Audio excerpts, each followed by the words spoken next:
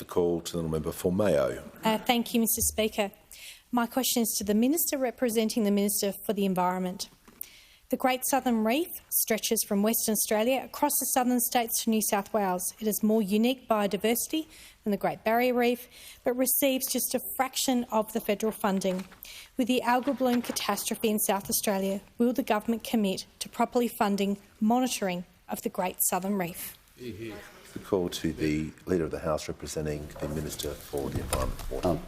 Thanks very much, Mr Speaker. And I thank the member for Mayo for the question, and also for her whole time here in the Parliament has been an absolute champion of that coastline, including beautiful Kangaroo Island in her electorate.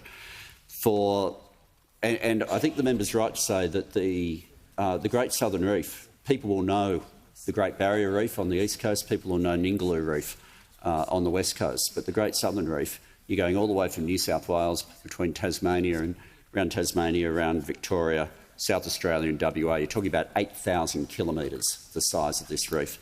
And there's been understandably a focus on it right now because of the algal bloom. If you think of that distance being a reef of some 8,000 kilometres, the algal bloom is 4,400 kilometres.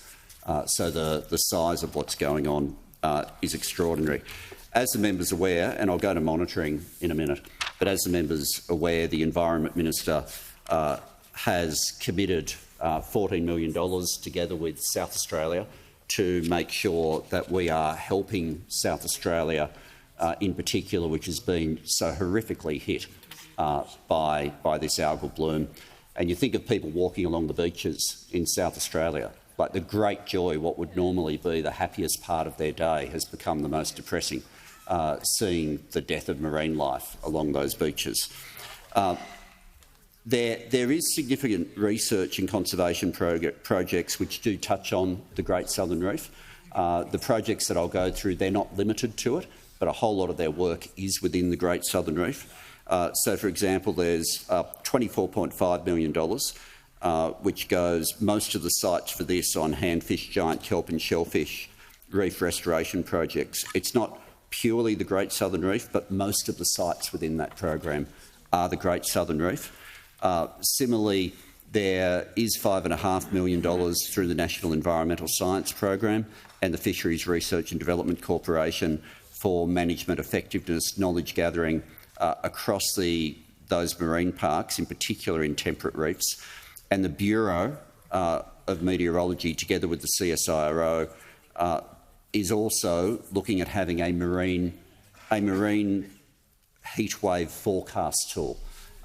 People would be aware that the challenge here has been three things that have come all at once. We had from the Murray River a nutrient runoff of extraordinary proportions combined with a cold water upwelling and also a marine heatwave. So all of that has caused what we've been seeing by the best of scientific research so far. But the commitment that I certainly can give as well is that the Albanese government will continue to support the South Australian government to address what is a horrific